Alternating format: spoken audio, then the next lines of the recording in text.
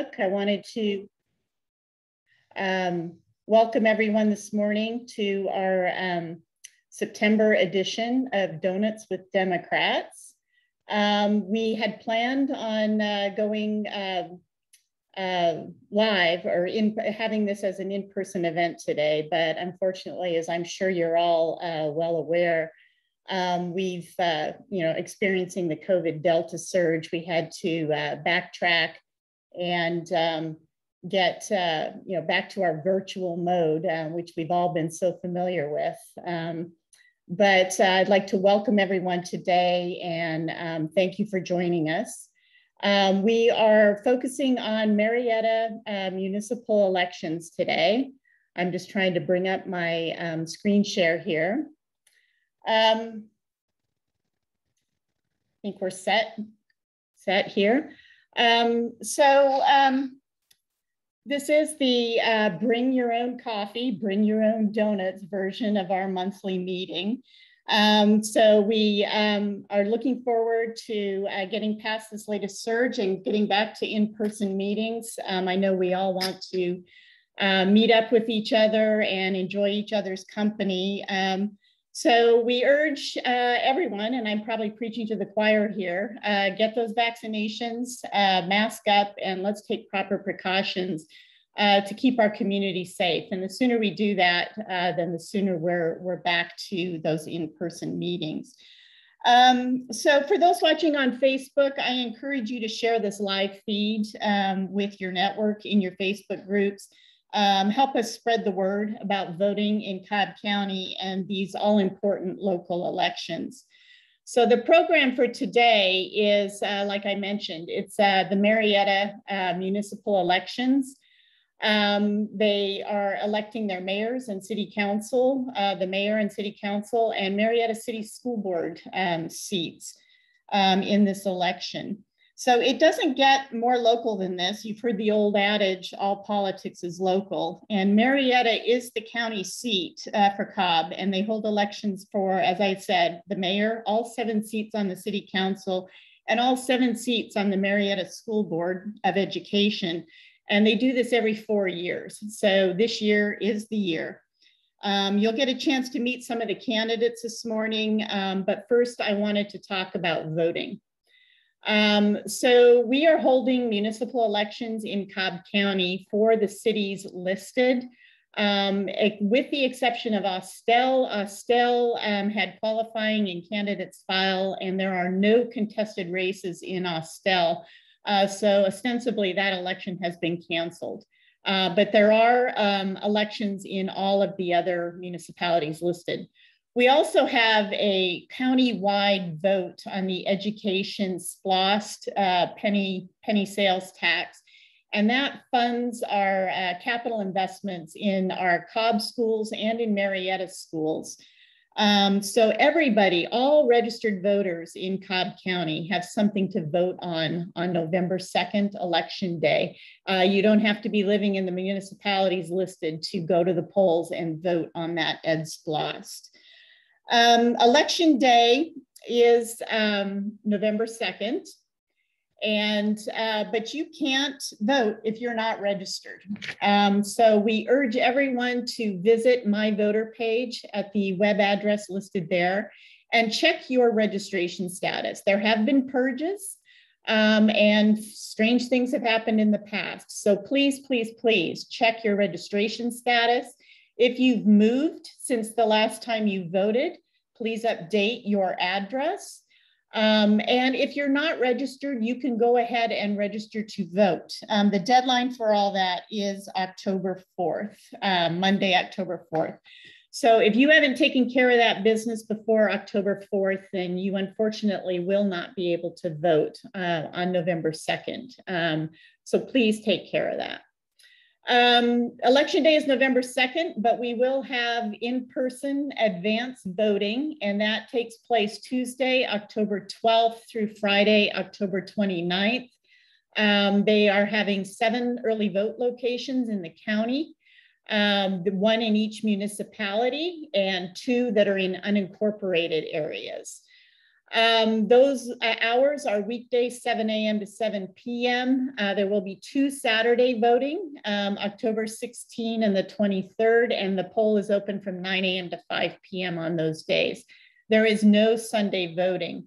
So for a complete listing of the locations, addresses, hours, days, and times, please visit bit.ly/earlyvotecobb, and you will get that information there. You can still absentee vote. The recent changes in election laws have made it a little more difficult. So you have to be more vigilant and more on top of it because of restricted windows and tighter timelines. But again, make a plan. If you want to absentee vote, apply for that ballot now, today. If you don't want to do that, look at the early vote and decide when and where you can vote, depending on your schedule and convenience. So this window is tight. We urge you to apply for this ballot today. Those ballots will be mailed out starting on October 11th, which is the 3 weeks ahead of the election day, November 2nd. So they start mailing them out on that day, which means towards the end of that first week of in-person early voting is when you could reasonably expect to have a ballot in your mailbox. That leaves 2 weeks until election day for you to fill it out and return it. So we always have to be mindful of postal transmission times. So if you apply, later and later, you're going to get your ballot later and later, and it just means it's more difficult to return it, especially if you're doing it by mail.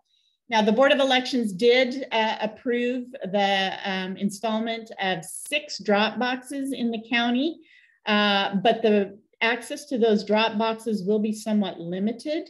They will be inside the early vote locations. I haven't received any information as to which locations those will be. There will be one at Marietta Central Office. So if you're joining us today because of the Marietta municipal elections, then I can tell you that there will be one there. But they will only be available 7 a.m. to 7 p.m. on weekdays, 9 to 5 on those 2 Saturdays. So during normal polling hours for those early vote locations. So again, make a plan, decide what's going to work best for you. And if you're going to absentee vote, please be sure you're aware of dates and timelines, because those ballots must be returned, must be received by the elections office by 7 p.m. on election day, November 2nd, in order for them to be counted. So that's kind of my shtick in terms of voting. Make sure you're registered and make a plan. When we vote, we win. So we just need to be sure that we all vote if you're eligible to vote in the Marietta city elections, and we can all vote for the EdSPLOS. So let's get out there and exercise this privilege of citizenship and make our voices heard. So at this point, I'll turn it over to, well, let's meet our Marietta candidates. And so I'm going to turn this over to our second vice chair, Matthew Yarborough, who's our Director of Candidate Development and Field Operations. And Matthew, we're gonna turn it over to you to make introductions and give us an overview of the Marietta landscape in terms of candidates. So Matthew, the floor is yours. Thanks, Jackie. Good morning, everyone, and to everyone watching live on Facebook. I'm gonna start out by making a pitch, right? So you can see on the screen that the Marietta area is a decently sized area that kind of sprawls out from the square, and a lot of you may be looking at this map or watching live and going, I don't actually live in the city of Marietta, and I'm not sure what I need to know, why I need to know this.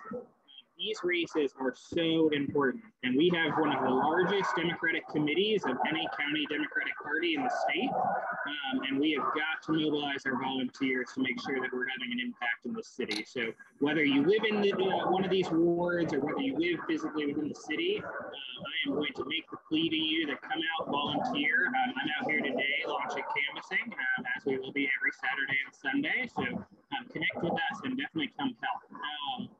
Now, today we're going to go ahead and give you a chance to meet the candidates running. I want to preface by saying we invited every candidate in a contested election to attend. And so we'll kind of go race by race and just know that we've invited everyone. Today for the Marietta mayoral race, there's two candidates, Steve Thunder Tumlin and Michelle Cooper Kelly. Mayor Tumlin is the incumbent mayor. Michelle Cooper Kelly is the current incumbent Ward 6 City Councilwoman. This election will be top of the ballot for Marietta voters this fall. So I will turn it over to Jackie to give you guys a chance to meet Michelle and ask a few questions before we move on to some of our city council races. Jackie? Great. So welcome, Michelle. John, have we brought Michelle onto the panel? I just did. There she is. Okay. Michelle, you're on mute. There she is. Good morning. Hi, good morning. Yes, we can. Thank you for joining us. We really appreciate you sharing some time with us today. Thank you for having me. So I'd like to start, I guess, by letting you introduce yourself. For those of you who don't know Michelle Kelly, she has been serving on the Marietta City Council since 2013 as the Ward 6 councilwoman and has now decided to run for mayor.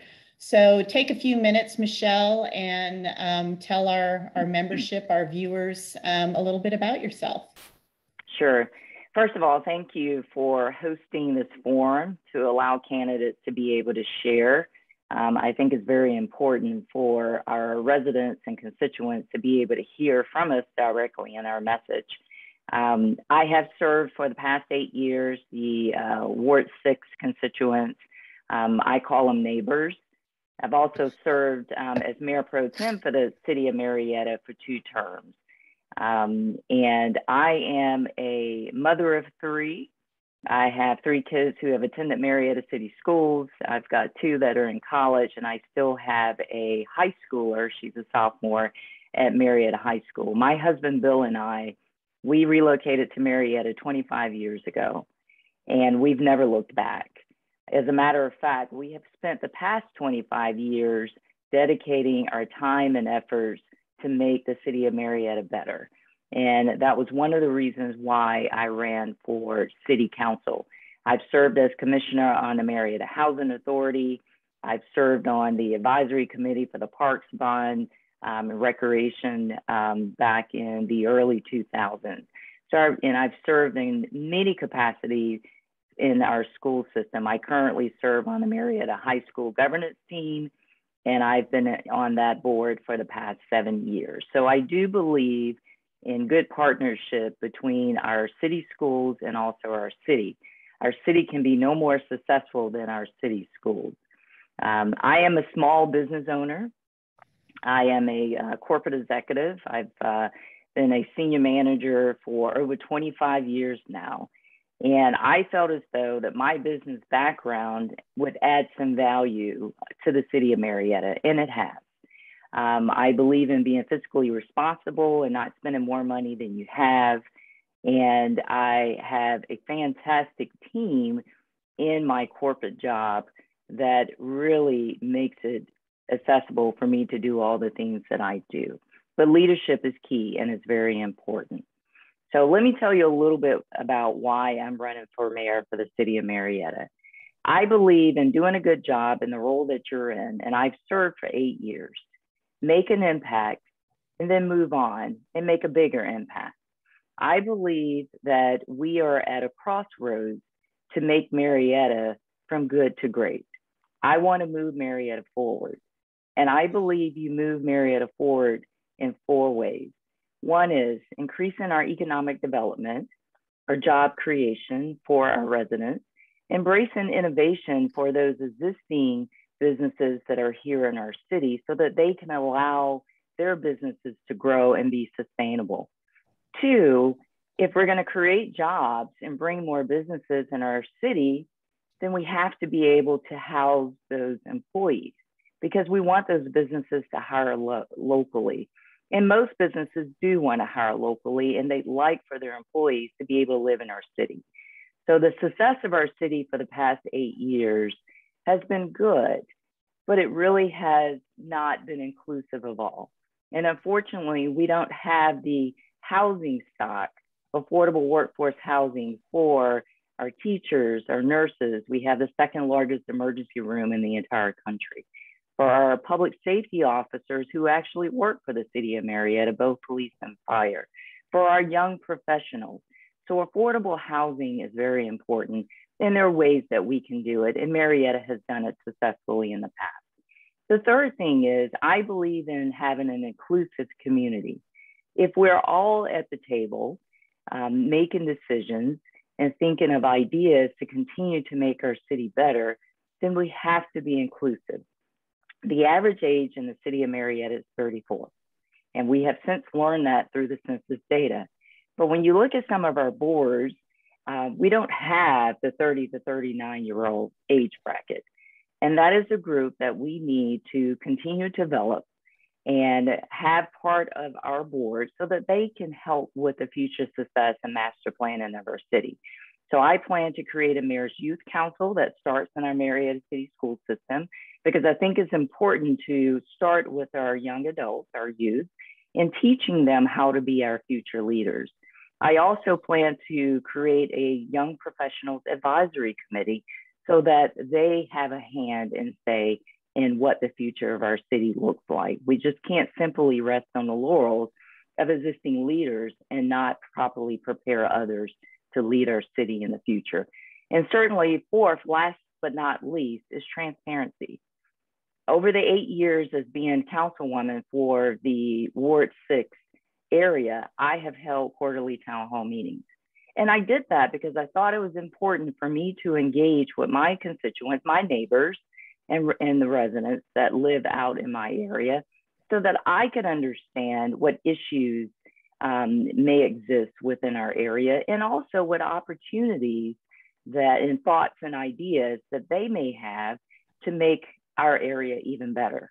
And I would tell you that some of the best ideas that we have implemented in Ward 6 have come from the town hall meetings and the residents. And I believe as mayor, keeping that open forum and dialogue is increasingly important. Great, thank you. With respect to development, there's always a lot of trade-offs, whether it be commercial or residential development, and there seems to be a lot of varied interests in the development proposals that come before either a city or the county. So I'm curious, what are the key factors that you would consider with any new development proposals? You know, how you weigh those various trade-offs, and what are the factors that you would consider before you approve new development for the city of Marietta? Sure. My past record of governing has always been when a new development comes about, whether it's in my ward or another ward, I always ask those developers to work with the community, in particular, the homeowner associations and the neighbors, the immediate surroundings that perhaps that development is going to impact. And we've had some very good developments. We've had some great outcomes of, you know, new housing or new businesses that, you know, chose to come in the city of Marietta. But there was some give and take, certainly some compromise from the developers, as well as trying to meet some of the needs and demands of the neighbors. I will say we have had some that have been quite contentious. We recently turned down a development right off the South Loop in the city of Marietta because it was going to be a tremendous impact on those neighbors that lived in that area. There are two older communities that have been there since probably the 50s, but they love the city of Marietta. They put a lot of money, investment into their homes, and that's where they have been. They've raised their family, and some have even had their kids come back and take over the estate. The development was not good for that area. We did get the neighbors involved, and so I made a motion to turn down the development. It was $150 million. But it is very important that any type of zoning or development that we do, we are sensitive and inclusive of those immediate surroundings that potentially it could impact. Okay, and I've been reading a fair amount in the newspapers about traffic mitigation and various traffic issues in wards with one-way streets proposed, and recently seeing a more broad-based traffic mitigation initiative. Is traffic a problem in Marietta? And will these initiatives address the problem sufficiently? I think traffic's a problem everywhere. Yeah. Unfortunately, being part of the leadership in Marietta, we have narrowed in on how we can help with some of the traffic concerns that lie within our city. Marietta is a very small, very dense city. We're uniquely positioned. Unfortunately, we have some areas that have just become cut-throughs. You know, we have the wonderful Waze app that's tied into, you know, Georgia and Cobb DOT, and it provides us great direction. But what we've learned is that it provides immediate cut-throughs through our neighborhoods, especially in the heart of our city. I am vice chair of the Public Works Committee for the city of Marietta. And so over the past 4 years, and I probably venture to say the past 6 years, we have instituted what we call traffic calming measures. We've added more stop signs in strategic places to really slow down, maybe perhaps deter some of the cut through. We've added speed tables to also do the same. Over on the Ward 6 side, we've added these they call them Texas T type initiatives that really allows just continuous through traffic so that you don't have the bottleneck of, you know, people trying to get from point A to the interstate.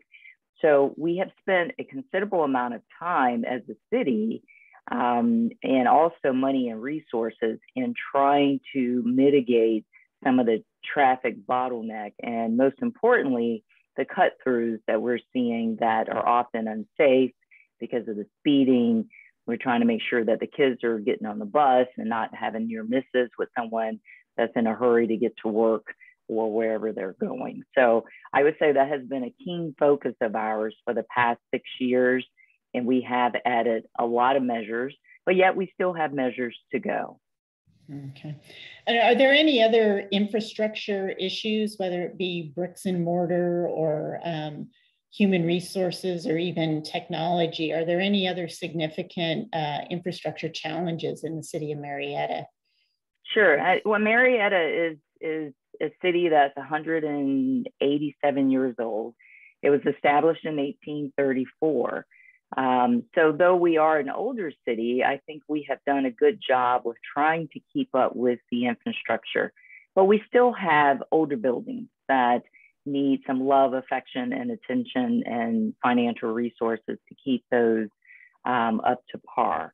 I would say, you know, we are with the SPLOST that was passed in the 2020 election. It gives us financial resources to go in and upgrade our city hall and some of our other government buildings that provides resources to our residents in the city of Marietta. We also have very narrow streets. And I think you alluded to that when you talked about the one-way discussion that the city council was entertaining a few months ago. So we are trying to figure out now, and in developing a way that we can, you know, either widen those streets or perhaps increase the sidewalks and maybe just have them on one side versus on two sides to make those streets a little bit safer. We are adding sidewalks all over the city. I have added a lot of sidewalks over in my area, and that's really just for accessibility. You know, we've gotten a surge of people who want to live near the square. Obviously, we've got the entertainment district, we've got the restaurant district. So there's a lot of things to do in our square. And oftentimes people really just want to walk. So trying to really manage the demand of having a safe city where it's walkable, it's accessible, you can also use your bike, versus a city that is full of vehicles, is a delicate balance. And that's something that we have been working through and trying to come up with some initiatives where to strategically place additional infrastructure so that we can have proper trail systems, so we can have proper sidewalks that will allow people a sense of safety as they're trying to access our downtown business district. Okay. And I always like to point out that how we spend our money is indicative of what we value, what our values are. So looking at the current Marietta City budget, would you say that it's in line with your general vision and values moving forward? Or does there need to be some adjustments there? And if so, what would those adjustments be? And then finally, speaking to fiscal sustainability, is the city on the right track to, as you mentioned earlier, only spend the money that it brings in and not overextend itself? Sure. No, I think that's a great question. Because I am a business person, I've served on the finance committee for my entirety, the 8 years of serving on the city council. Our budget, our general fund budget for the city of Marietta is about $64 million. It toggles between 64 and 66 million. But because we own our own power company in the city of Marietta, which most cities do not, our budget is well over $200 million. So we have the third largest budget in the entire state. So that is a blessing for us, because Marietta Power is able to offset some of the costs for being able to provide the services that the city does. There is a franchise fee that we journal over every year from the power company to help subsidize our general fund budget. We spend about 30% of that $64 million from our general fund goes towards public safety police. And then another 23% goes towards our fire, public safety fire. And then the Delta, goes to all the other services such as roads, streets, bridges, public works, sanitation, so forth, employees, cost benefits. So I do think we have, for the past 8 years, done a great job in managing our budget. I would tell you what gives me probably a little bit of pause is that we do depend a lot on the SPLOST. And the SPLOST allows us to, build new fire stations, purchase fire equipment. This new SPLOST we have in there to be able to go out and expand Fire Station 56 and make it a public safety training facility for our police officers. SPLOST also helps us with paving our streets, upgrading our bridges. So infrastructure type needs comes out of our SPLOST, maintenance comes out of our SPLOST. So it gives me pause, because if there's ever an occasion where that 1 cent tax is not passed, then the city's going to have to figure out how to absorb that cost without raising taxes. And I'm not a believer in raising taxes without looking internally as to how we can shave some costs. I think that's where the fiscal responsibility comes in, not spending more than what we have, making sure that we have a balanced budget, and making sure that we're looking out strategically 10 years from now to be able to sustain what we have. So one of the things that I plan to work with our staff with as mayor is, how do we start peeling back the onion of our dependency on SPLOST to ensure that we're able to cover the gap should the voters decide one day that they don't want to vote in favor of a SPLOST referendum. Jackie, if I can jump in, we're approaching the end of our time, so we've probably got time for about one more question. And to anyone watching, I want to remind you all that there is the Q&A function if you'd like to post a question for us. So far, we've actually just had one, which probably will appeal and apply to all candidates. Michelle, Tanya Robinson asked, what can we do to support your campaign? Great, I appreciate that question. And I would say get the message out. You know, we've been going door to door. We've been doing a lot of meet and greets with the residents in the city of Marietta. And it always amazes me that a lot of people don't realize there's an election November 2nd. So I would just ask each of you, regardless of how you vote or who you vote for, please make sure that you reach out to 10 people that you know to let them know that there is an election on November the 2nd. Because Jackie, you said it best, local politics is what impacts our day-to-day life. It impacts us from a safety standpoint. We want to ensure that our city is safe because crime is upticking across the entire nation. So Marietta is not exempt from that. We want to make sure that local politics keeps our taxes low. We have some of the lowest taxes in the entire state. So I would just ask you to reach out to 10 friends, encourage them to go out, exercise their voice and their right to vote this by November the 2nd. They can do it through absentee, as you mentioned. They can also do it during their early voting period if they don't want to stand in a line. So please just encourage people to go out and vote November the 2nd. Great. And thank you so much for joining us today, Michelle. I wanted to emphasize with everyone here today that these are nonpartisan elections. And we invited all candidates to participate, those candidates that we could find contact information for. So we did invite Michelle's opponent, and Thunder Tumlin replied that he was not available today, that he had some other commitments. So I just wanted to make that clear to everyone. And thank you again, Michelle, for joining us, and good luck with your campaign. Thank you so much. Right, thank you, Michelle. And to everyone watching, the links for her website, Facebook, and Twitter pages are now in the chat if you'd like to learn more. Thank you. Thank you. So we'll continue on. Matthew, we'll throw it back to you to look at the other races.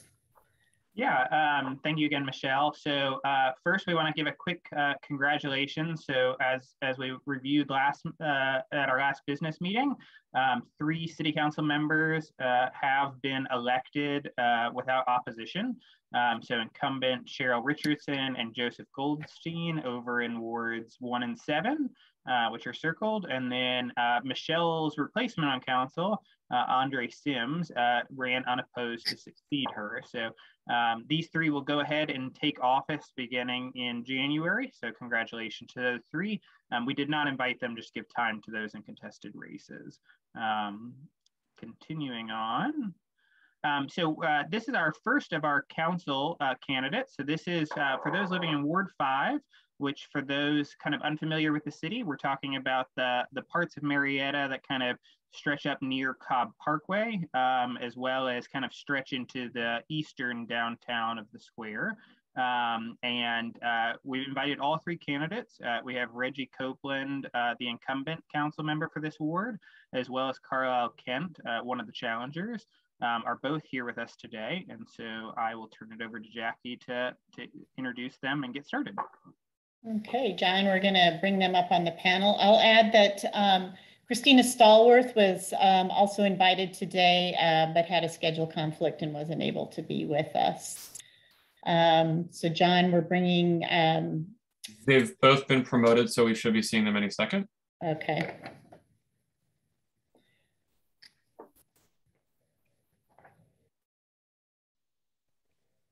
There's Carlisle. And there's Reggie. So good morning, Carlisle and Reggie. Good morning, Carlisle. Good morning. So I'm having some background noise issues here. I'm going to go off screen for a minute. Matthew or John, do you want to sort of lay out the rules of the game for us briefly in terms of timing and format for this section of the presentation? Sure. We're going to have opening remarks from each candidate. Those will be approximately 2 minutes long. Carlisle and Reggie, if you can hear me, I will be the timekeeper and I will send you a message in the chat as we get to around 30 seconds and 10 seconds to start to wrap up. And then after opening remarks, there'll be 3 questions with 90-second response times and 30-second rebuttals if necessary. And then we'll have 1-minute closing remarks from each candidate. Are there any questions? Okay. Reggie, can you hear us? We just want to make sure. I know you were traveling today, so thank you for joining us. I just want to make sure that you're able to hear us and be heard. Okay. I can shoot him a text and figure out what's going on. If okay. Does it make sense to start with Carlisle then, and then hopefully we'll, okay. So yeah. Carlisle, feel free to go ahead and start with your opening remarks whenever you're ready. Hello. Oh. There's Reggie. Reggie, we can hear you now. We're going to start with Carlisle's opening remarks just because we weren't able to get your audio working just until now. So you can go ahead and mute again, and then we'll unmute you when it's your time. I want to say good morning and thanks to the Cobb Democratic Committee for inviting me to participate in this forum. My name is Carlisle Kent. I'm running for City Council in Ward 5. I'm married to my lovely wife, Jocelyn Kent. We have 5 kids, and I won't tell the number, but we have a lot of grandkids and some great grandkids. I have a vested interest in the city of Marietta because my wife and I own a home in Ward 5 in the Quad in the city of Marietta. We pay taxes in the city of Marietta. Yes, I've only lived in Marietta for 1 year, 6 months, 18 months, but I've been a resident of Cobb County for over 27 years. I'm a member of Zion Baptist Church, and I've been a member of Zion Baptist Church for a long time when Reverend Johnson was there and before this community was even developed. I'm a graduate of the 2005 Leadership class, which gave me an opportunity to learn how the government and the public sector worked within Cobb, and the city of Marietta was included as well. And that was a great experience that exposed me to the government and the public sector. I grew up in a small town in Virginia. My dad was a World War II veteran who owned his own business, became successful, and was the first African-American elected to city council in the town I grew up in, and also elected as mayor. He taught me the meaning of customer service and community service. My mom was a school teacher, and she taught me the importance of showing compassion and a dedication to helping others. I started a family early and went back to school to continue my education. I received a degree in drafting and design, a BA in business administration. I have a master's in business administration, and I have a Georgia real estate broker's license. I own a small brokerage business. I'm licensed under Atlanta Communities. I have a wide variety of work experience consisting of manufacturing with Westinghouse Electric, research and development with AT&T, marketing and sales with AT&T, and international sales with ABB, which I was the factory rep for selling small power transformer equipment into Calgary. And I'm licensed real estate agent. I have my own business, but I'm licensed and sell under Atlanta Communities Real Estate, which is one of the largest local real estate companies in the metropolitan Atlanta area. Well, I'm very excited enough to. We're approaching the 3-minute mark, so if you could wrap up, and then if you have more to say, we'd be happy to hear in your closing statement as well. Okay. The foundation of our democracy is based on transparency and access to government. Once elected to the Marietta City Council, I promise to be transparent and accessible. Thank you. Thank you, Carlisle. So I'm back. I apologize for that brief interruption. I was having someone decided it was a good day to use the blowers in my backyard. So I put the axe on that, and so we'll continue on. So Reggie, we have you online. If you could just take 3 minutes to introduce yourself to our viewing audience and tell us a little bit about yourself. All right, thank you so much, Jackie, and all of you And good morning to everyone, and thanks for hosting this candidate forum. I'm Reggie Copeland, better known throughout the community as the Game Changer. I'm running for re-election as the councilman for Ward 5. I've been serving in this capacity for the last, let's say 3 years, 9 months, and 18 days. So I bring a wealth of experience and knowledge as a candidate to this elected position. Also, I'm certainly connected to our community in many ways that's far beyond what the seat actually requires. But my main focus, if I had to pin it down as a servant leader, is basically to continue to serve our beautiful citizens with the main goal of improving the quality of life for all people through a process called legislation. At the same time, while implementing best practices, policies, and procedures that will change the way by which we conduct our political agenda as elected officials. In addition to being councilman of Ward 5, I'm involved in various other capacities, both on a local level as well as a national level. Locally, I'm the new presiding officer and the new parliamentarian for Marietta City Council. In addition, I'm the vice president of CMA, which is Cobb Municipal Association, which actually include all 6 cities in Cobb County. Nationally, I'm a member of NLC, which is the National League of Cities, where I'm the only city councilman that serves on 2 committees. Those committees include, but are not limited to, the National League of Cities, National Public Safety Committee. I'm a committee member there. And also, I'm a part of the National League of Cities Race Equity and Leadership Council. As a servant leader, I believe that we are actually called to serve and we're not to be served. And that our service is the debt that we pay to live on earth. Let me say in my closing remarks that your vote is your voice. Please vote for me on Tuesday, November the 2nd. When you vote for me, you're actually voting for you. By voting, you add your voice to the chorus that forms opinions and the basis for our actions. I'm a graduate of the University of Georgia. I have a master's degree in counseling. I'm a graduate of the Emory University, philosophy and divinity.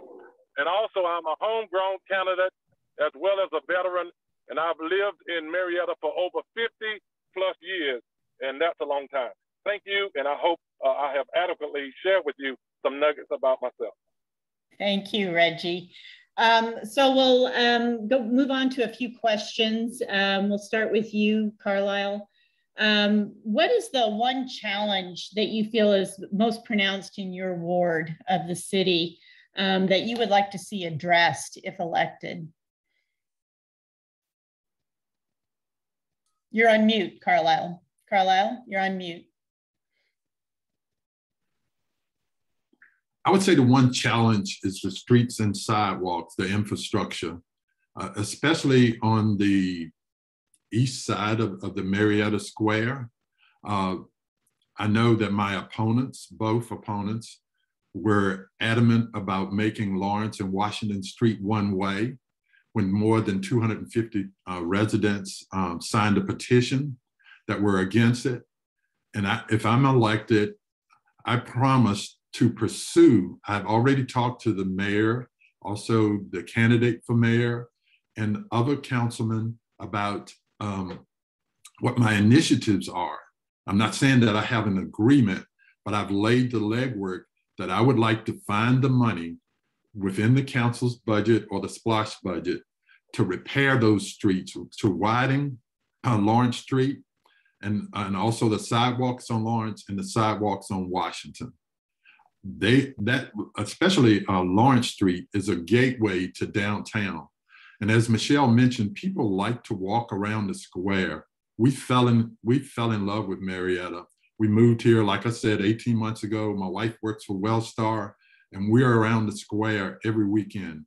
And we want to see that, we want to see those streets improved and not just made one way, because Marietta has more than enough one-way streets. And also, it would be nice if we could have a park along the way. There's a small park, community park. There's several vacant lots on Lawrence Street that would be ideal for a community park. Carlisle, to encourage more community. You're at the 90-second mark, apologize. Okay. Thank you, Carlisle. Reggie, same question for you. What is the one challenge that you feel is facing Ward 5 that you would like to address if reelected? You're on mute, Reggie.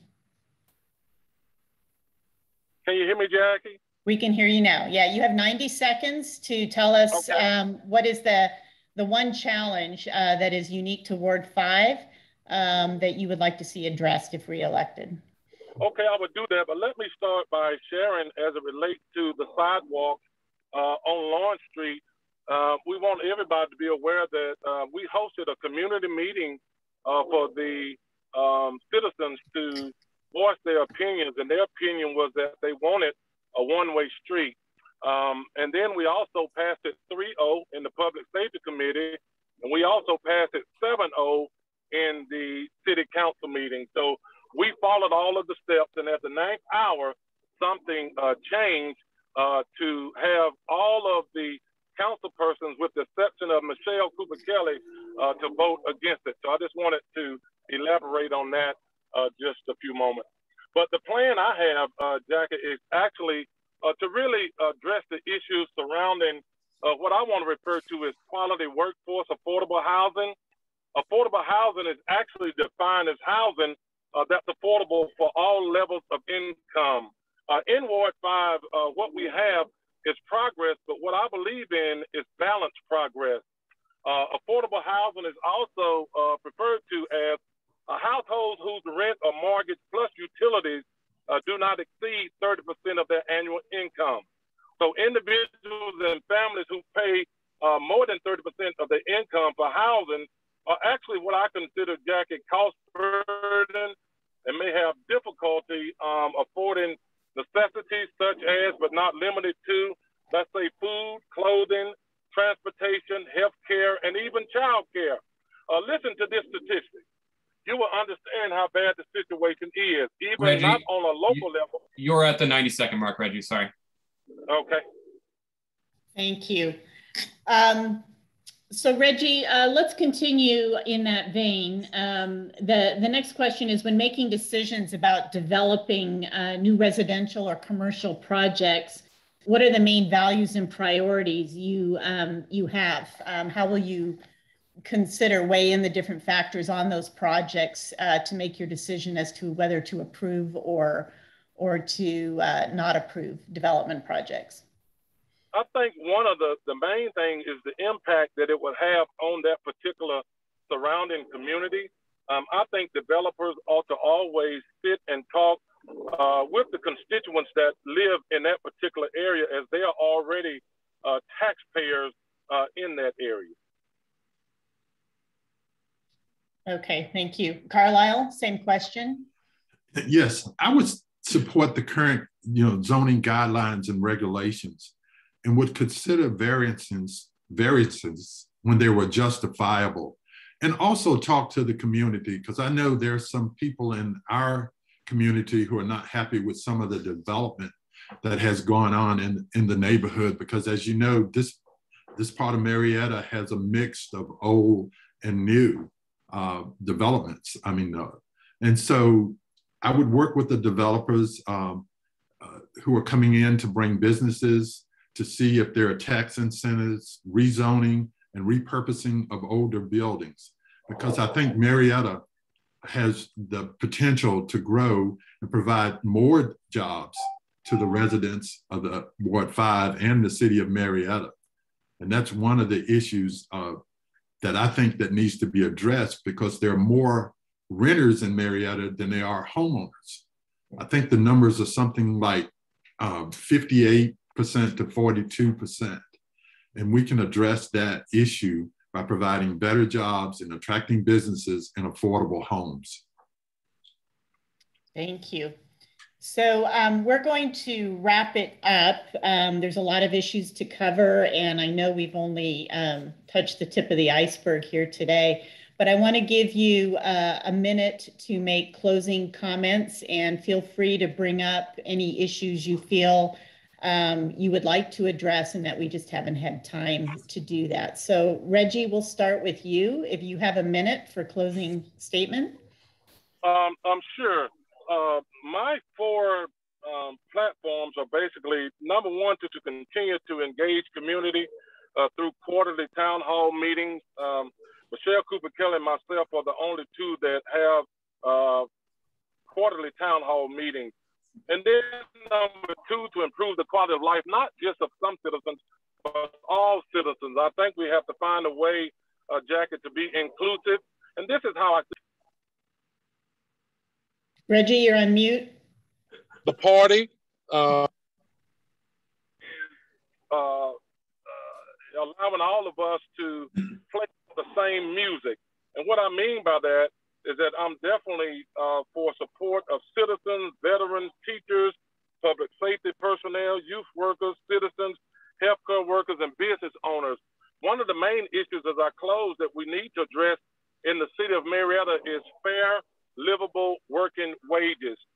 We have police in our city that are making far less than other cities. I asked for a comparison to be done 3 years ago, and it's a shame that we don't pay our police what they deserve. Reggie, you're at the minute mark. Sorry, Reggie. Okay, thank you. Thank you, Reggie. And we have copied Reggie's campaign email and links into the chat threads. Is that right? Yes, it's coming right now. Okay, great. Thank you. Carlisle, you have 1 minute for closing statement. Yes, there were two issues that I would like to address too that we didn't talk about. And one is to support higher learning standards in our public schools. I've met with the chairman of the school board, and my concern is that the middle school and the high school ratings are 5 out of 10 on greatschool.net the last time I looked. The elementary schools are doing great. And I know that there's a long time issue of transient students that we need to come up with a way to address. Also, my other issue is affordable homes for public service workers like teachers, firefighters. I think the city, as Michelle and Reggie has mentioned, has done that before, and we can do it again. So I'd like to close with stating that the reason that I'm running for Marietta City Council is summed up in a quote by Rick Warren.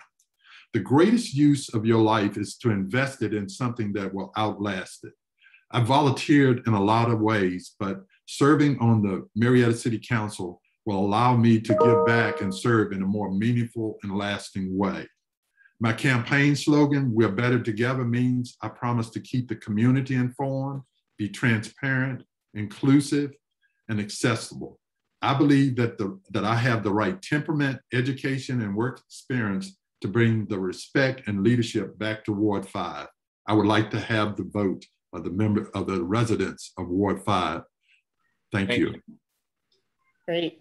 Thank you both for joining us today. We appreciate you sharing your time with us. And again, best of luck to both of you. And again, thank you. Take care. Thank you. Bye.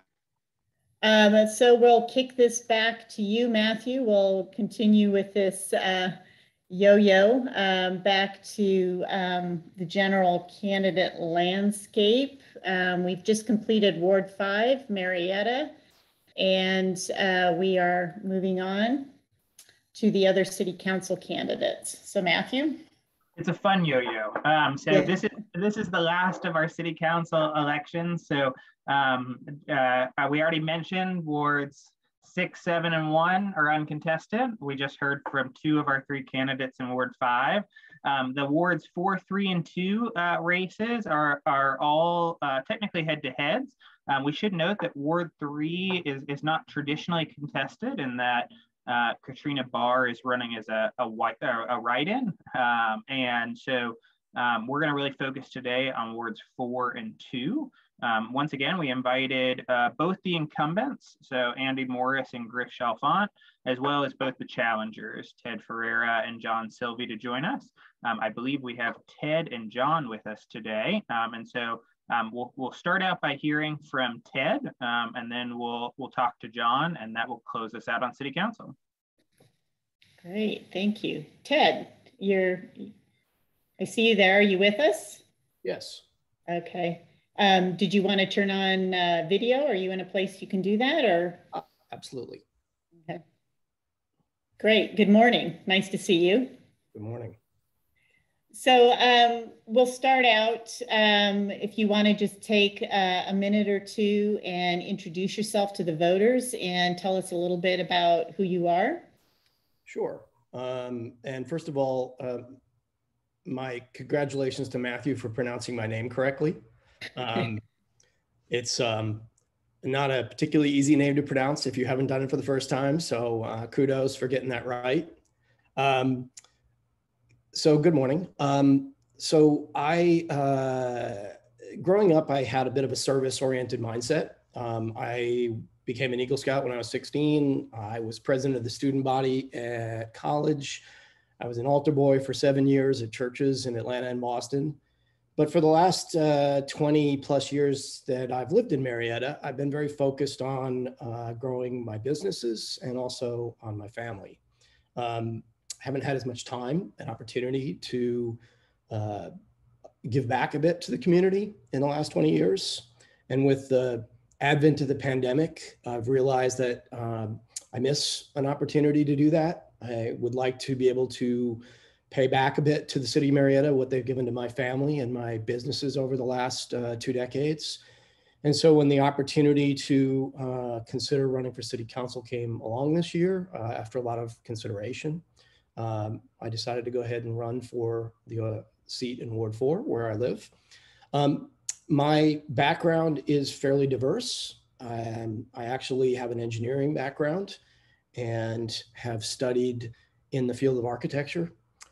My core business is as a designer in the architectural field. I specialize particularly in lighting, but I also work in a variety of different types of architectural trades. My firm is 35 years old. I founded it when I was in my 20s. We operate in 3 cities across the country and across the world, and we have a staff of close to 50 people. We've contributed to quite a bit of different types of projects over the years.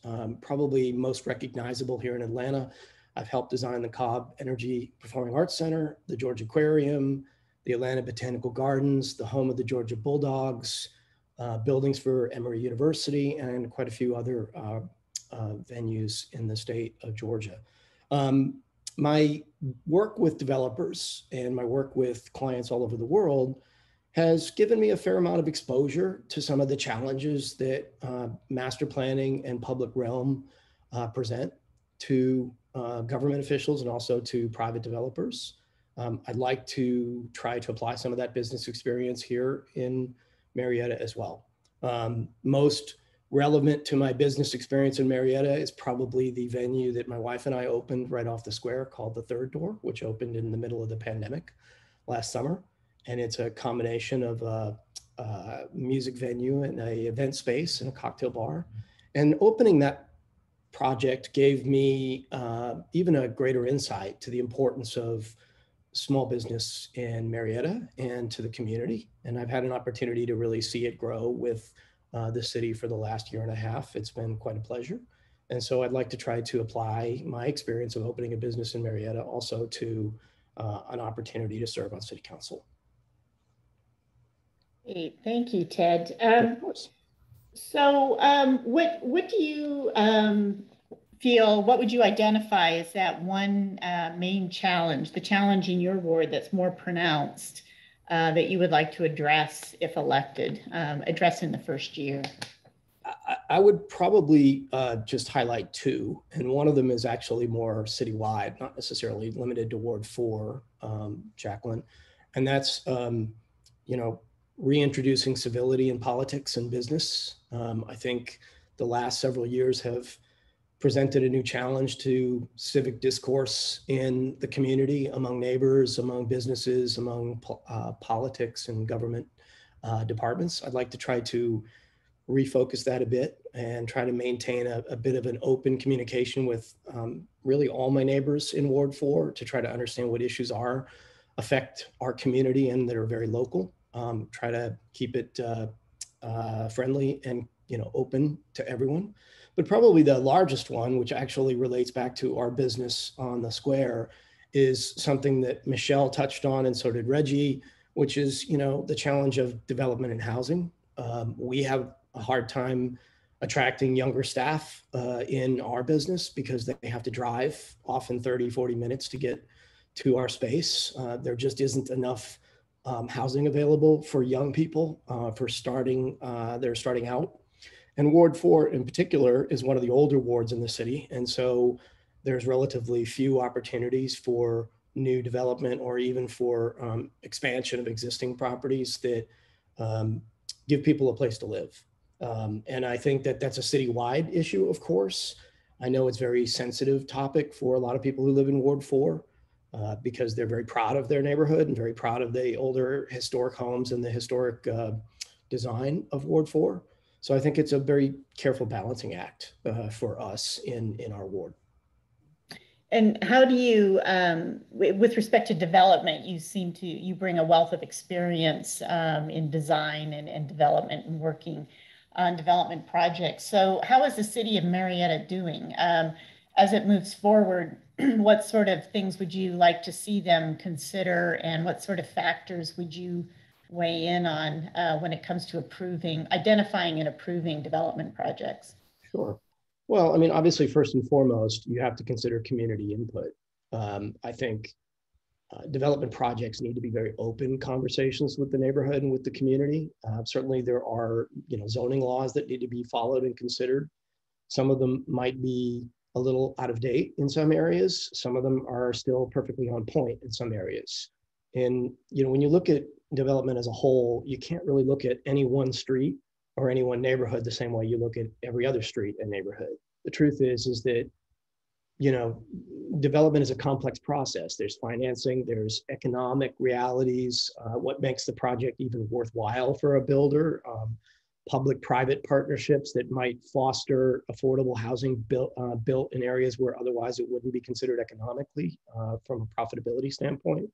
You really have to look at, I think, it from two levels. One is purely from a dollars and cents standpoint. I mean, no project's going to move forward if it doesn't make any sense economically, whether that's publicly funded or privately funded. And then you also have to be very transparent about it with the community.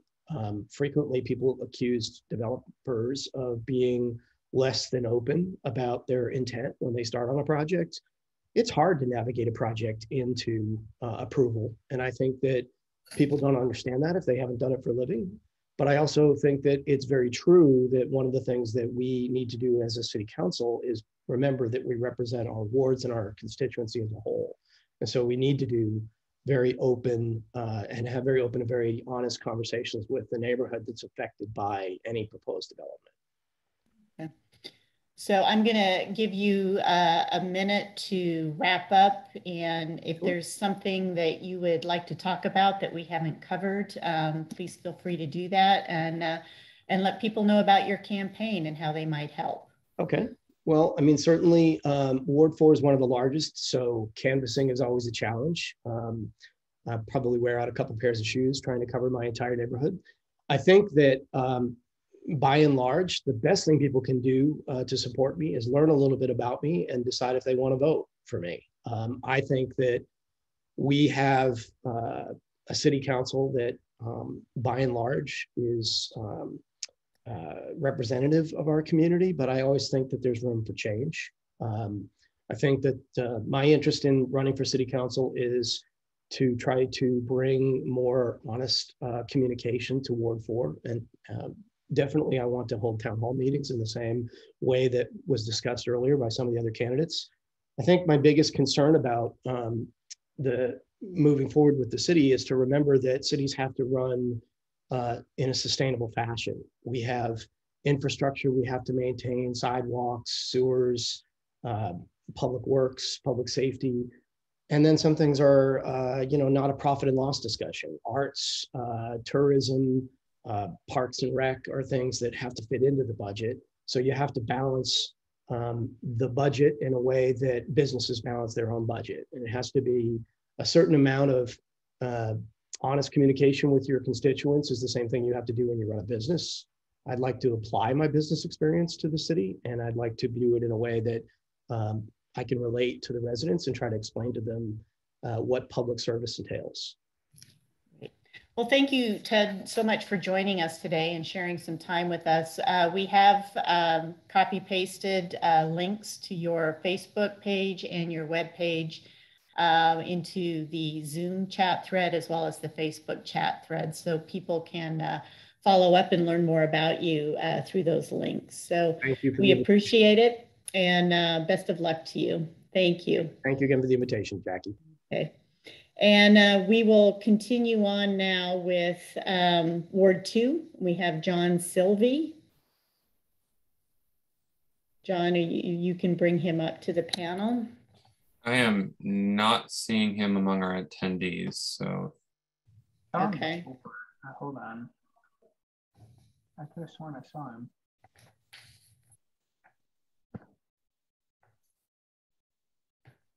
No, I do not anymore, though.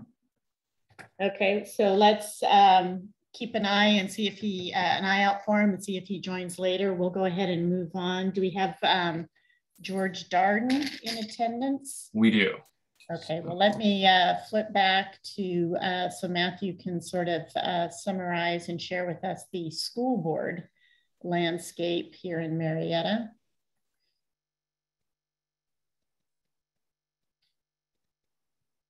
You're on mute, Matthew. Realized it. Okay, so school board. So for those of you that have not realized from watching our podcast before, Marietta is the only city in Cobb County that also runs its own school system. It's actually one of the few in the state. Some of the other common ones in the metro area are Atlanta Public Schools or Buford Public Schools. But in general, Marietta actually has its own school system centered around Marietta High School. They will have elections in each of the 7 wards for a school board candidate. Once again, we do have a few uncontested races. 3 incumbents will go ahead and move forward without challengers. So congratulations to Angela, Carrie, and Irene in 5, 6, and 7 who will move forward. We do have some competitive other elections though. So wards 1 and 3 both have competitive elections. Unfortunately, none of those 4 candidates were able to make it here today. So if you are in wards 1 or 3, you can certainly research these potential candidates for your school board nomination. But we will go ahead and move forward to the 2 wards that we do have candidates here for. So Ward 4 is one of our open wards. The incumbent is retiring, and we have 3 candidates seeking to be elected to that school board. This is the same ward that Ted just overviewed on the city council side.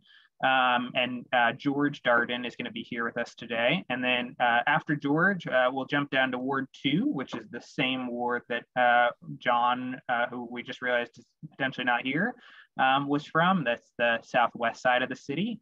And we have PJ Hardy with us today, who's challenging incumbent Jason Waters. So we'll start out by hearing from George in Ward 4. I will turn it over to you, Jackie. Yeah, good morning, George. How are you? Good morning. I'm great. I appreciate your having me. I was getting a little bit nervous, so I'm about 3/4 of the way through my prop donut here. Oh, well, you actually brought your own donut. That's great. Well, how could I not bring my own donut? Part of Ward 4 is the best donut shop on the planet, Donut Dolly's. And so there, my 7-year-old sons are always looking for any opportunity to stop by there and get donuts. So the fact that we have a donut themed event today, it combines the best of all worlds for my family. I get to talk about schools. My sons get to have donuts. It's pretty much the best day ever for the Darden family. Well, yeah, we're well familiar with Donut Dolly. In fact, our office is in Ward 4, is it not, Matthew? Matthew is in our office in Ward 4 this morning. Yeah. So it is. Yeah. The Cobb Democrats office is right across from Cherokee Heights, which is where we had our first meet and greet just this past Wednesday, which went really well. A lot of people came out and got to talk about schools and share their ideas and that sort of thing. My wife, true to form, thinks that we should call them cookies and conversations rather than meet and greet. So maybe that's what we'll do from now on. But anybody who's in Hardage Farms, we're having our second meet and greet / cookies and conversations on Wednesday, September 22nd from 6 to 7.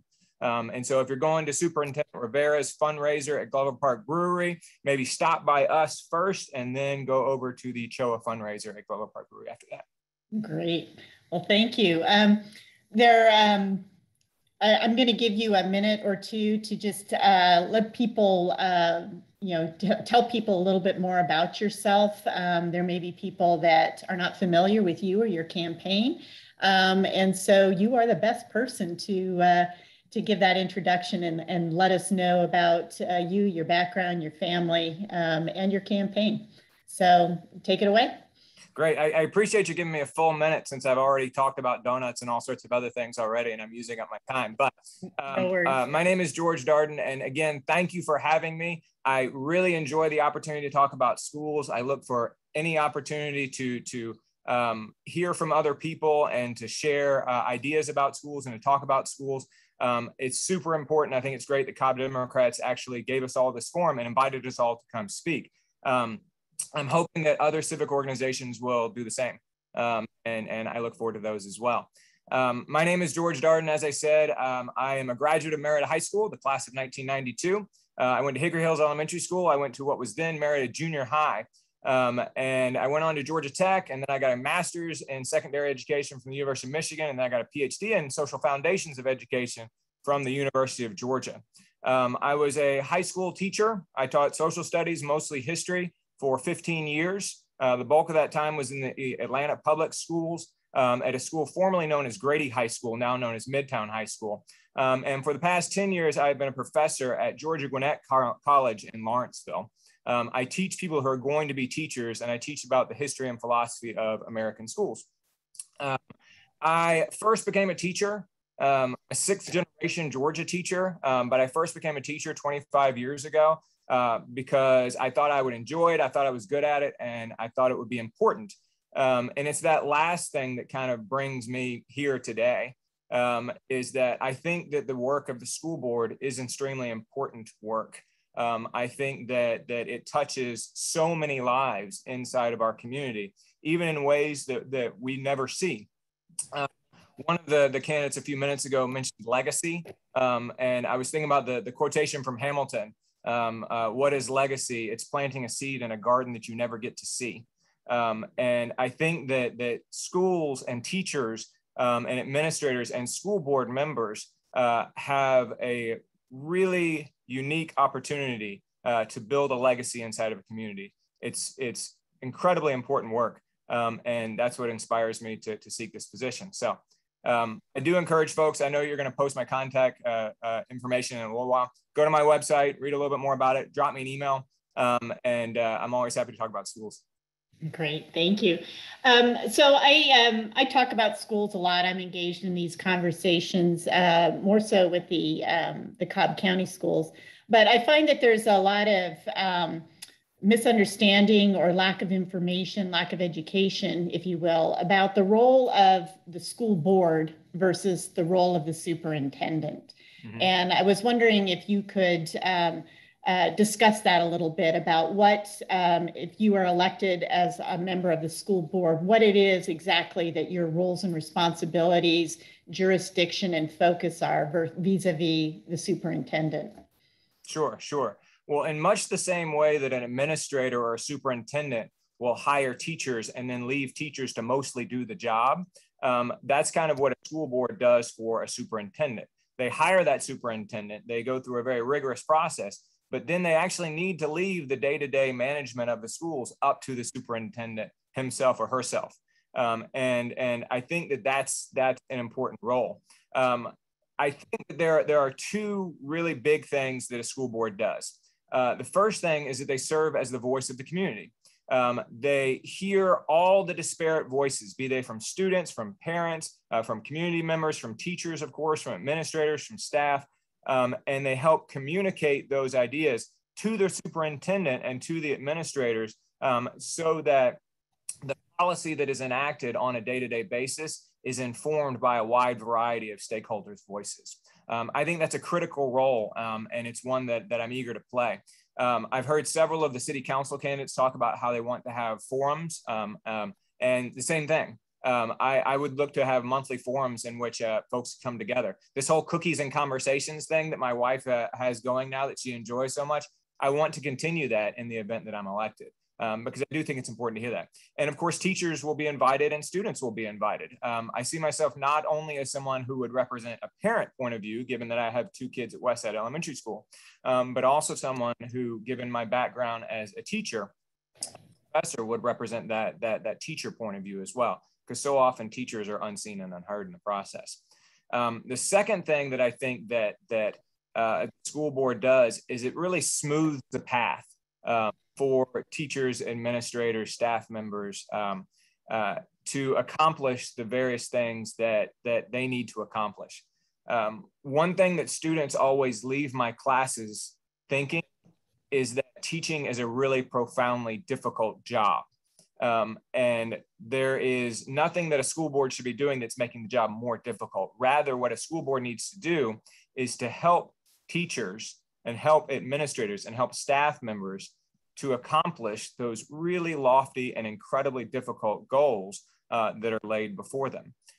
And so that includes not only hiring the right people, hiring the right support staff, but it also, of course, includes infrastructural changes and curricular materials. Great. So given this challenging year with COVID-19, how would you rate how the current Marietta City school system, including the superintendent, has handled the challenge? And would you advise the leadership on how would you advise the leadership on tackling any sort of learning loss that has occurred over the last year and a half? Good question. And I'm glad you asked it. I think it's an important question. So Matthew mentioned at the outset how Marietta has its own school system that's separate from the much larger Cobb County school system. There's actually 181 school systems in the state of Georgia. There's, of course, 159 counties, as we all know. And so there's 22 independent school systems similar to the city of Marietta. And all of them are much smaller than surrounding systems or the larger county systems that are nearby. The Cobb County school system has over 100,000 students. Here in Marietta, we have 9,000 students. The Cobb County school system has tens of thousands of employees. Here in the Marietta City school system, we have 2,000 employees, less than 2,000 employees. The Gwinnett County system, where I spend all sorts of time, it has 180,000 students. Their bus system is one of the largest transportation systems in the United States. And in those gigantic systems, you can't be nimble. You can't steer the Titanic around icebergs as they come. But in our small system, with our one high school, with our one middle school, with our 9,000 students, with our less than 2,000 staff members, we are able to steer and be nimble as unforeseen challenges arise. And I think that we did that last year. I think that last year we partnered with the CDC, we heard what they said, we adjusted our policies and our practices based upon what the situation was. And if we needed to pivot, we pivoted. We can do that. We're small enough, we can leverage that size to actually be nimble. And I think that that's going to be super important going forward. When numbers get bad, we can pivot. When numbers get better, we can pivot back. And I think that using that size to our advantage is critical in our approach. You asked about learning loss. Learning loss is obviously important. Everybody's paying attention to that. I don't need to get all professorial about the concept of learning loss. Although if somebody is curious about that, they can email me and I will totally go all PhD on them. But I will say that I think that learning loss is getting all the attention that it needs, and it's going to ultimately get a lot of state coordinated attention as well. And so I think that learning loss is important and it's critical and we're paying good attention to it. But I think what we're not paying enough attention to, or what we need to make sure we're paying attention to, is one, the socio-emotional needs of our students and our staff and our teachers. Everybody's baseline stress levels are extra high right now, and we need to make sure we're taking care of that. You all saw the research that says that there's more 13-year-olds that are in need of mental counseling right now than there ever has been in the United States. But it's not just the kids in the building, it's the adults in the building too, who have been having to deal with all these really difficult times as well. And so dealing with those social emotional needs, I think, is critical. In addition, a lot of kids have been in different places. And even when they've been in school the entire time, school has been different with masks and with distancing and with plexiglass and everything else like that. And so I think that ultimately, once we get farther down the road, once we get the pandemic behind us, we'll need to do some specific work to actually reculture the schools into the more communal places that I was graduated from and that we all love. George, I'm going to jump in just because I want to make sure we get to as many of our viewers' questions as possible. And Adrienne Jackson is asking, she worked for 30 years in MCS. A major concern that she has is the school board mainly following the lead of the superintendent, and asks, how would you get more involved by engaging with teachers and support staff to address the real needs of the district? Yeah, thank you for that question, Ms. Jackson. I really appreciate it. And I should say right at the outset, 30 years in the school system, thank you for your service. I think that's fantastic. I think it's brilliant. And I think that you deserve to be praised for the amount of time that you poured into this community and the kids in this community. I think that is a concern. And I think that that's something to keep in mind and make sure that we don't simply do.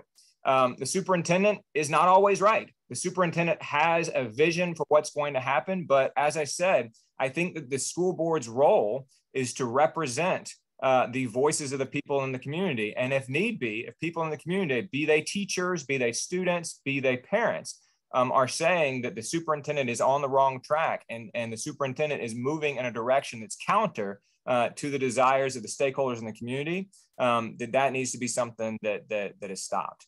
So I don't think that the school board, I do think they serve an advisory position. I do think they do need to avoid getting involved in the minutia of day-to-day school administration, but I don't think that they simply sit back and allow the superintendent to follow whatever path the superintendent wants to follow. So overall, how would you rate the performance of Grant Rivera? And are there any significant, unique challenges in the future that you see in the future that needs to be addressed for Marietta City Schools? I think he's done well. I think that this is a profoundly difficult time to be a school administrator, be it a central office administrator or to be a school level administrator. It's a profoundly difficult time to be a teacher. Anybody who's working in schools right now can attest to how difficult this last period has been. I think he's done a really good job. I think that the thing that he has done right is, one, communicating so much and so extensively throughout the course of the last year plus. As you can gather from my lengthy answers, I like the lengthy emails, and I appreciate what he has said and his rationale and offering an insight into how he thinks and where his priorities are. I think his communication has been top notch. In addition, I appreciate the fact that he has listened closely to experts on pandemic related issues. He formed a partnership with the CDC, a unique partnership with the CDC, one that was different from every other district, literally in the United States, a unique partnership that enabled them to come into our schools and look closely at what we're doing and give us advice about how to improve our practices and be safer for all of our students and all of our teachers. And I appreciated that approach as well. And so I think he's done a good job in an extremely difficult time. As far as the challenges looking ahead, we've already talked about the COVID related challenges. There's also, and as hard as this is to think about, non-COVID related challenges. There are things that we needed to deal with inside of our school system even before the onset of the COVID-19 pandemic in March of 2020. I think chief among those is infrastructure. And we've heard a lot about infrastructure, be it sidewalks or streets and that sort of thing over the course of the past hour plus here. I'm of course talking about school infrastructure. I think infrastructure is profoundly important in schools, not only because it needs to reflect the educational mission of the schools, and not only because it is one of those things that smooths the path for teachers and makes teaching and reaching educational goals easier, but also because infrastructure sends a message to our students and teachers about how we value them. A student or a teacher who works in a beautiful setting, a well-lit space with manicured gardens, will imbibe or ingest messages about their worth, and it can profoundly influence their self-concept. And so infrastructure is a major priority, and I think that that's something that we needed to address and we're going to need to continue to address even after COVID-19 is behind us. Yeah, and I'll conclude, I'll point out that the countywide referendum for the education SPLOST 1 cent penny sales tax is approved countywide by Cobb voters, but Marietta City Schools gets a chunk of that money for capital investment and infrastructure development. That's right. That's right. A lot of that's going towards technology. A lot of it's going towards the lunchroom at Westside Elementary School, which is important because it needs it. But a lot of it goes to sort of repair work at the middle school and things like that. I do think that there are some more significant infrastructural challenges that we have that we should take on head on rather than relying entirely on a SPLOST. Right. So we're running way over time. I'd like to thank you, George, for, no, it's fascinating listening to you and hearing about Marietta City Schools, and very pertinent, timely topic with all that's going on in the county and in the state these days. So I'd like to thank you for sharing your time with us this morning and wish you the best of luck. I did want to mention that, and we'll copy paste these links into the chat threads. The Marietta Daily Journal did do 2 surveys, if you will, of all the school board candidates. One survey asking about attitudes and policy positions towards masking as a COVID prevention protocol in the schools. And so if you look at that survey response, you'll get a very good idea as to where all the candidates fall out on that issue. The other topic was CRT and banning the teaching of CRT in the schools. So if you go to the MDJ articles, the links that are in the chat threads, you'll get a much better idea of where the candidates stand on those issues. George, his opponent, and all the other candidates. So I would encourage you all to do that. There may be a paywall there. I saw Jackie, I don't mean to interrupt. If it does have a paywall, if you're not a subscriber to the MDJ and you're wondering how I feel about those things, drop me a line, georgedardenward4@gmail.com, and I'm more than happy to summarize my feelings on those things. Right, and same for us. If you drop a line to John, our secretary, John at cobbdemocrats.org, he'll be sure you get the copy-paste version of those articles. So thank you again, George. Best of luck to you. And thank you for the opportunity. Yeah, enjoy the rest of your Saturday. You too. So we have one more school board candidate, PJ Hardy from Ward 2. Are we bringing him up, John? Yes, he should be coming on right now. Just a reminder to our audience, this is a different ward than we just heard from. So we're jumping down. There he is. Good morning. Good morning. Can you hear me? I can. So it's nice to meet you. Should I call you by PJ? Is that how you? PJ works just fine. Thank you very much. Well, thank you for joining us today. You are running for school board in Ward 2. You are challenging the incumbent, John Waters. So I will give you a few minutes to introduce yourself, tell our viewing audience a little bit about yourself and why you decided to run. Sure. Thank you for having me. I appreciate your time. And I know that we're running late and we're getting close to lunch, so I'll try to be as brief as possible. But of course, any questions you have, I'm happy to answer. So my name is PJ Hardy. I'm running for Board of Education Ward 2. I'm a Marietta native, and I've lived here for about 25 years. I've got 2 daughters. One graduated from Marietta High School through their IB program and is now a freshman at University of Georgia and an honor student there.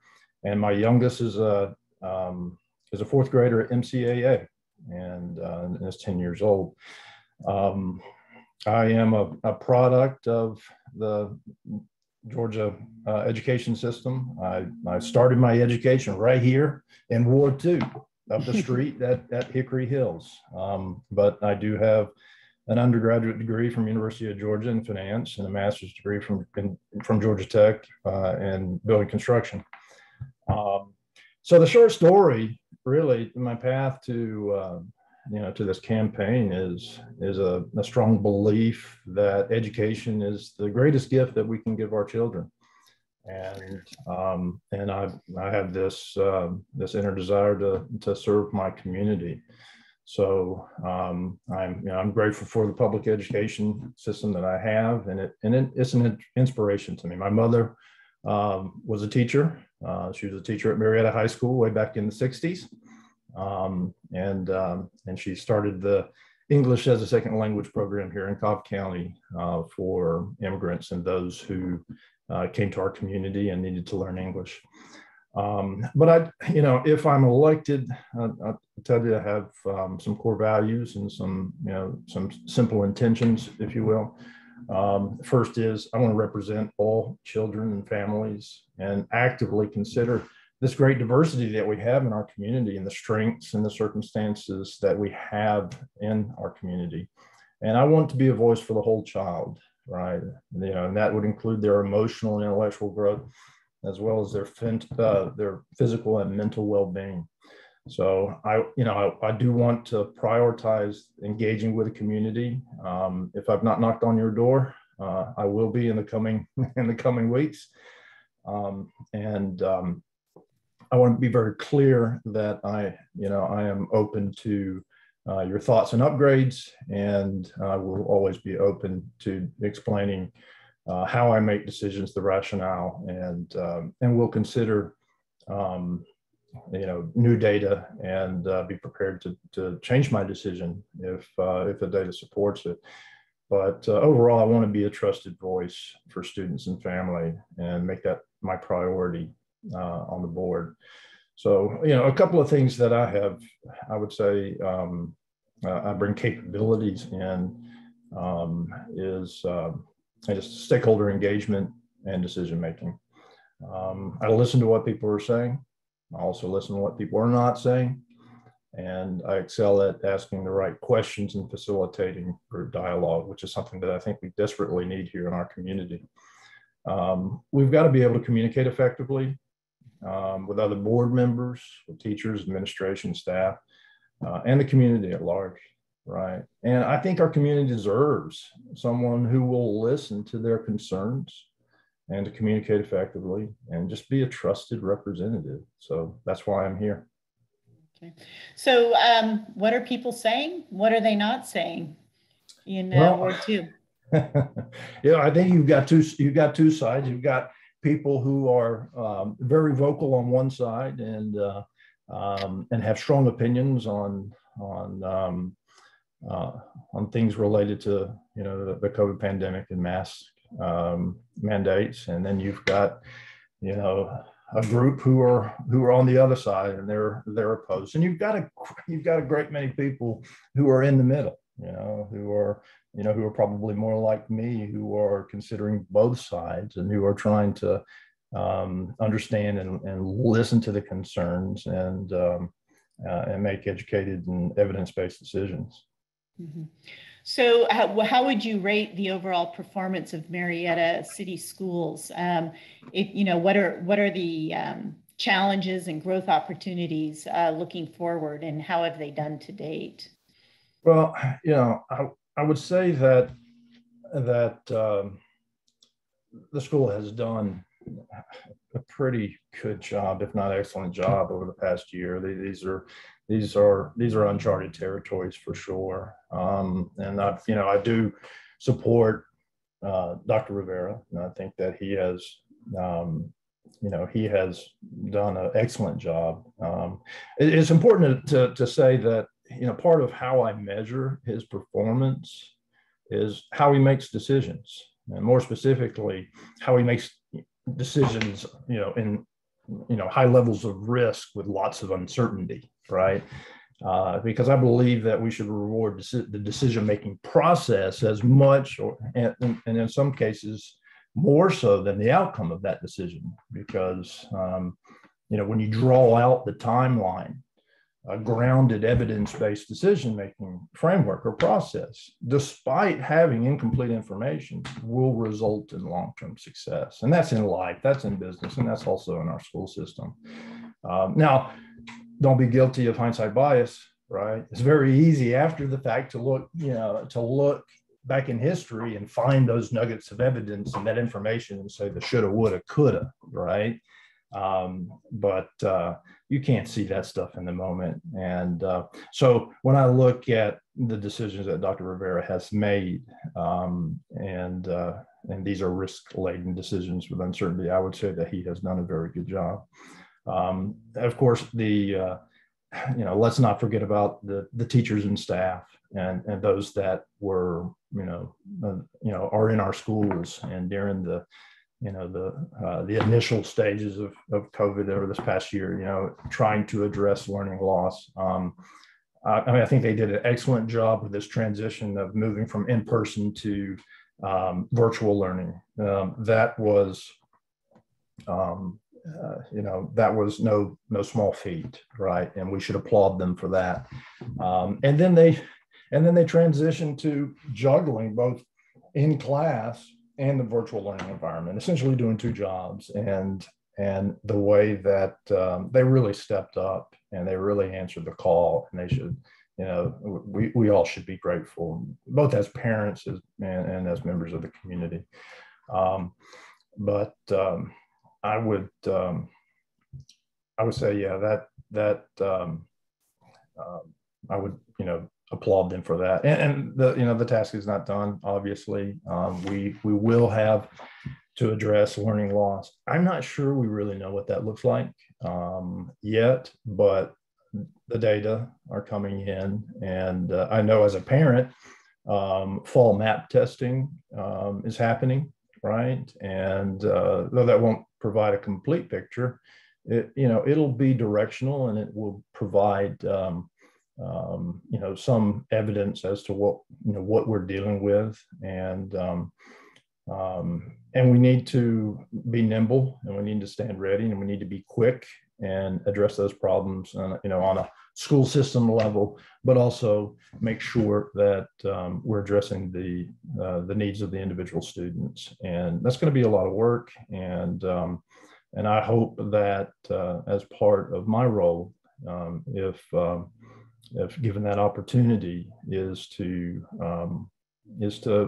be that advocate and to engage the community and to really reach out and try to understand what the needs are of those students and those families, so that I can bring those back to the board, and especially in Ward 2, and to provide those to the superintendent and the teacher and staff, so that they can help make good decisions and do their jobs.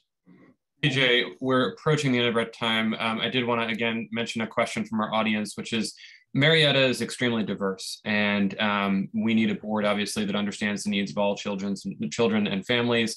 Jason's obviously been on the board for quite a while now.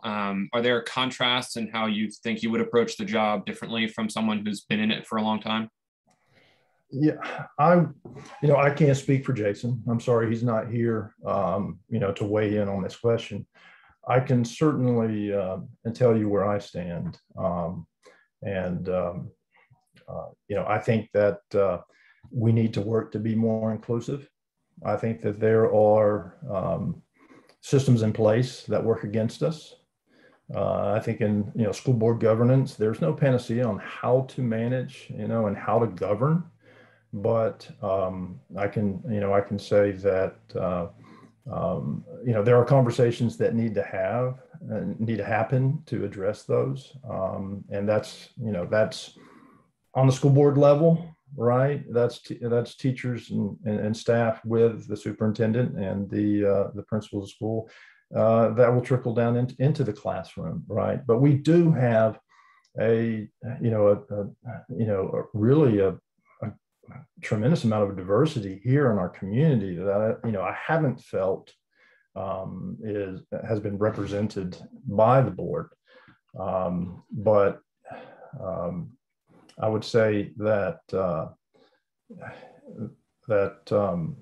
our goal really should be to be inclusive and to try to address some of these issues, and make our decisions reflective of the diversity that we have. Well, John, or PJ, sorry, thank you for joining us this morning and sharing your time. Is there anything you'd like to touch upon that we haven't already in your closing remarks? I'd like to offer you to take a minute and wrap up and address anything we may not have addressed already. Sure. Yeah, thank you. I'll keep it, I'll keep it short and I'll keep it sweet. Look, there's a fundamental ingredient of what makes Marietta and the school systems great, and that's a sense of community. Marietta has somehow been able to keep this, this warm feeling of community despite being engulfed by Metro Atlanta, right? I think we've lost a little bit of that here in this past year, and I'll say that, look, the decisions that we all make, whether you're on the board or just a member of the community, and the decision, some of these decisions, they hurt other people, they put other people at risk, they exclude them, right? Or they deny them access to resources that they need to succeed. But whatever they are, those decisions, when they have that negative impact, they make my life poorer. They make your life poorer, because we're all a member of the community and we are all connected. Mm-hmm. Yeah, well, thank you for that. And it's truly interesting times for society at large and for our schools in particular. So interesting and challenging. And I think what you find is when things are going along great, sort of status quo, it's not particularly challenging in terms of leadership skills. It's when times get tough and crises like this, we sort of lower the water level. And that's when we see true leaders emerge. I think as you were saying earlier, it's making those decisions, risk assessments in highly uncertain times that we really see true leaders emerge and shine with respect to our schools and our government and our state communities in general. So thank you for joining us this morning. I will reiterate that all of our school board candidates, all of the Marietta City School Board candidates did weigh in on masking and banning of critical race theory in the schools. So you can learn more about that through those MDJ surveys that were taken, and we will make sure that that information is widely available to folks. I realize it's probably behind a paywall, but we'll figure out a way to get that information to you. So thank you again, PJ, and we wish you the best of luck and get on with your Saturday. So thank you so much. I was grateful for the opportunity. Thank you. Take care. So we are nearing the 12 o'clock mark. I will go ahead and wrap this up with some of our future events here. Let me get our screen sharing up here again.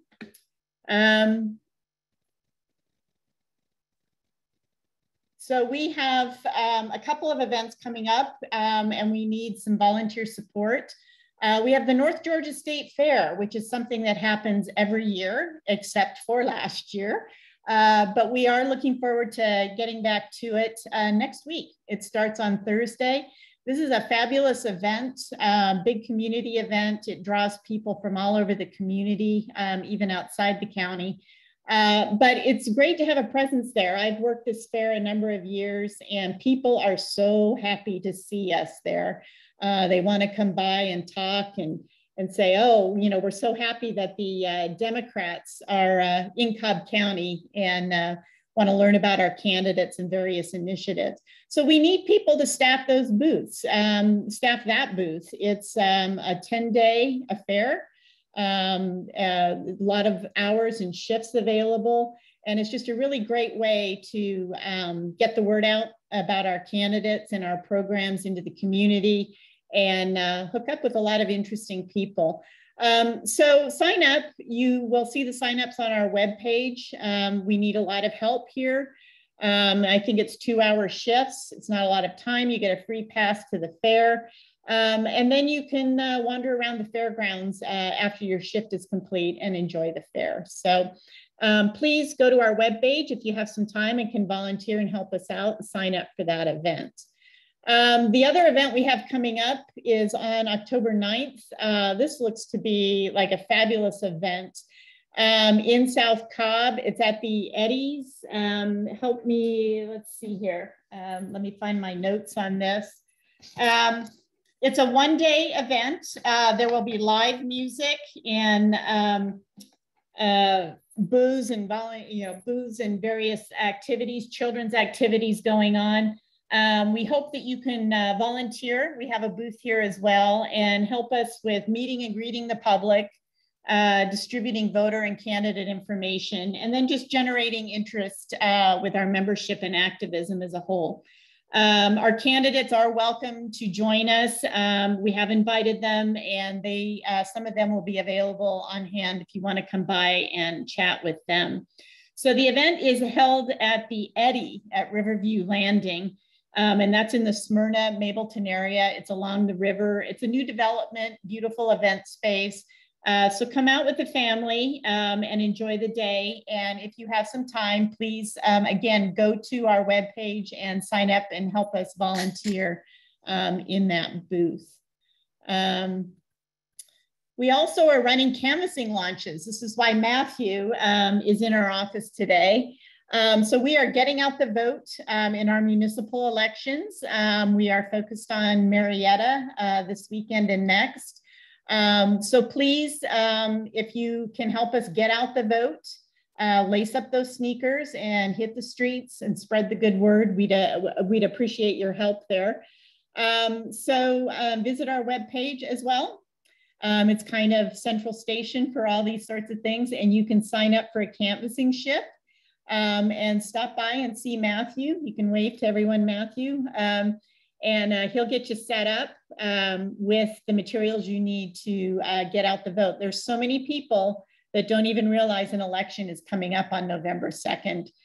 So by knocking on their door or leaving them a card, you can just make sure they're aware that we're asking them to vote, and the dates, November 2nd, and make sure that they exercise their privilege of citizenship. And then finally, we want to let you know that our next Donuts with Democrats is on October 9th. Again, this will be a virtual format similar to what we did today. And this time we will be focusing on the Ackworth and Kennesaw candidates. We have active races in those two municipalities as well. So all the candidates have been invited there. And we will hold that forum in much the similar fashion that we held it today. Signups, we will update our webpage, so you can go to cobbdemocrats.org and get more information on how to register for that Zoom webinar, or follow us on Facebook Live as well. This is the same date as the Welcome to South Cobb event. So spend the morning with us, learn about Ackworth and Kennesaw candidates, and then maybe sign up for a shift in the afternoon down in South Cobb. So I think that's it. We'll finish up, as we always do, with we are a self-funding organization. All this work we do, what you've seen today and heard about today, we provide our own funds and revenues. So we rely on you, the community, to give as little or as much as you can in terms of time and treasure. And if you can send us a few dollars and help us pay the rent, keep the lights on, pay for our literature that we're distributing to people's doorways, even fund this Zoom platform that we hold our virtual events on, any donation would be very welcome. So you can go to our bit.ly donate Cobb Dems and give us a little bit of your treasure if you're so in a position to do so. So we appreciate your support. It's going to be a very busy year ahead, lots of candidates to support, lots of messages to get out there. So we do visit our webpage, sign up for our newsletter, and keep engaged with Cobb Democrats. We've had a great ride, a lot of success last year, and the future holds even more promise. Promise and peril. I mean, I don't think the stakes could be any higher for most of the issues we care about, and for the state of our democracy, voting rights, whatever it is. So please stay engaged. Support us where you can, and we look forward to working with you in the days and months ahead. So with that, I will throw it out to our executive board. If there's anything I've missed or any closing comments, pipe in now. No, we're good? Good. Make sure to all right. Okay. Well, great. Thank you all for joining us today, and have a great weekend, and we'll see you soon. Take care.